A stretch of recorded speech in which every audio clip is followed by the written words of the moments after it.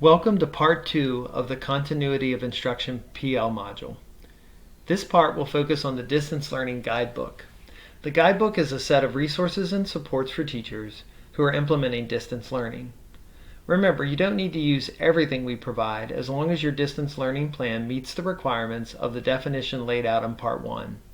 We just wanted to ensure that teachers had resources and supports as they build their own capacity to provide distance learning. So let's get started. Slide 2 shows the topics that we'll be looking at through this module. You can browse through those very quickly.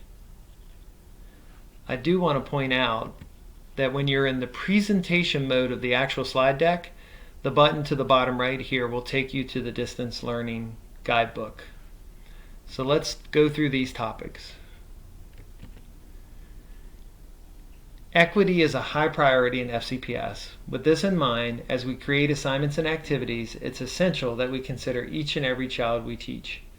Focus on creating a variety of simple assignments that are engaging and that students can complete independently and with minimal support. So let's talk about that instructional delivery. Start by presenting bite-sized instruction. Assignments likely take twice as long to complete at home because of different factors. So prioritize and be realistic. Don't overload your students or yourself. In addition, getting you and your students into the habit of dealing with small bites of instruction is important so you can all get used to the cycle of distance learning. Sending assignments, providing clear instructions, supporting with content, getting work back, offering feedback. It's a cycle. This is much easier to adjust than attempting to put out a 2-week unit only to realize that using the unit isn't working the way you thought it would. Small bites allow you to adjust and improve more quickly.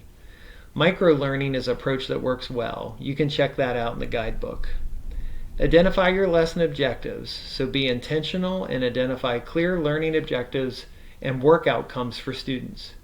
Consider what standards you should review or prioritize, knowing the context within which students will be working.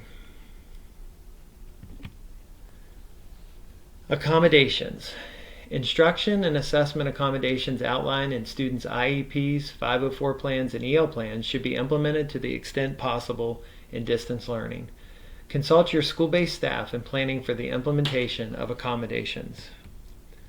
Let's talk about instructional time. We need to be reasonable about the total amount of time a student will be working on assignments at home, knowing that what we assign may take more time to complete in the home setting than what we expected. Consider too that students will be receiving assignments from other courses or content areas. So to be clear, instruction time should be allocated as follows. In the primary grades, teachers should ensure instruction doesn't exceed 1.5 hours of work. You can account for about 10 minutes of specials areas activities. In the intermediate grades, it should not exceed 2 hours of work. In the middle school, grade level teams should work together to ensure instructional time does not exceed 2.5 hours. And at high school, assignments or activities should be about 45 minutes per course. Dual enrollment teachers will follow guidance provided by Frederick Community College. Grading expectations. The expectation we have will be the same one that's in the contract, a minimum of 1 grade per content per week. Contact your principal if you have any situation-specific questions about grading. So when it comes to digital tools, please remember to use tools on the FCPS approved tools list. We know that vendors are offering many tools for free from now until the end of the year in response to COVID-19 closures. We know some are good, but these free tools have not been through the FCPS app approval process and have not been vetted for curriculum purposes, student data privacy, or compatibility with FCPS infrastructure and security protocols. Please use the tools already on the approved list.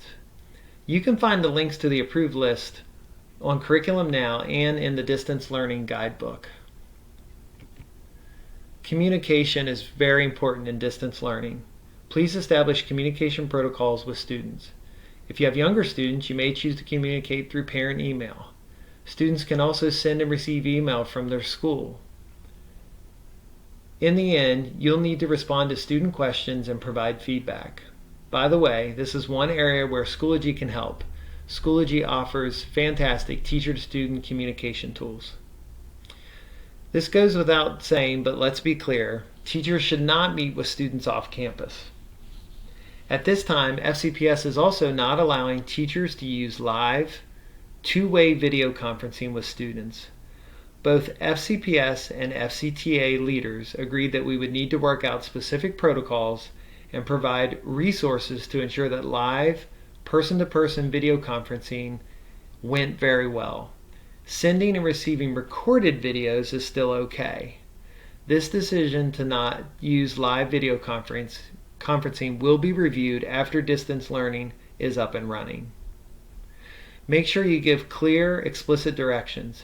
Ensure students know how much time they have to complete work and how they get it back to you. Keep instructions simple and clear. Students are used to being able to ask questions to clarify. Consider a video or screencast rather than a lengthy set of written directions. Make sure you specify expectations for students as well. Partnering with students is very important in distance learning.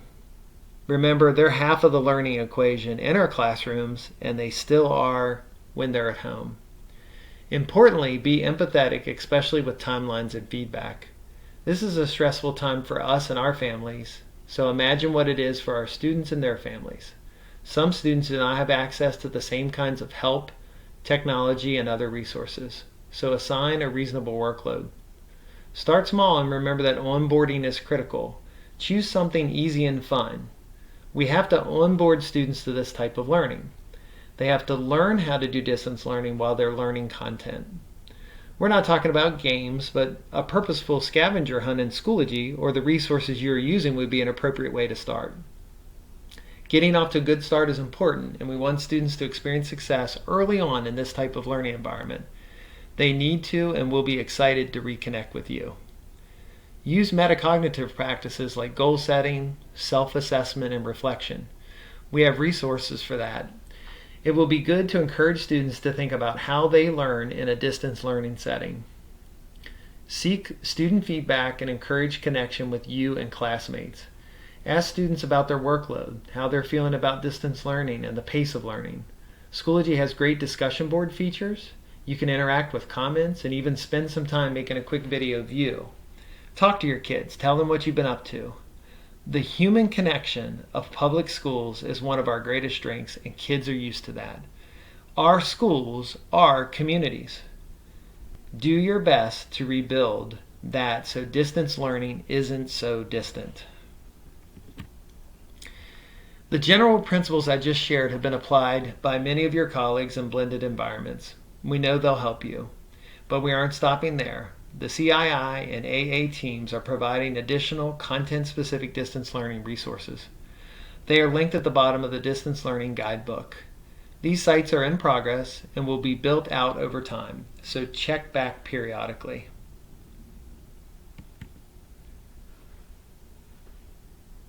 The next section of our professional learning is Continuity of Instruction Part 3, How Schoology Tools Can Help You.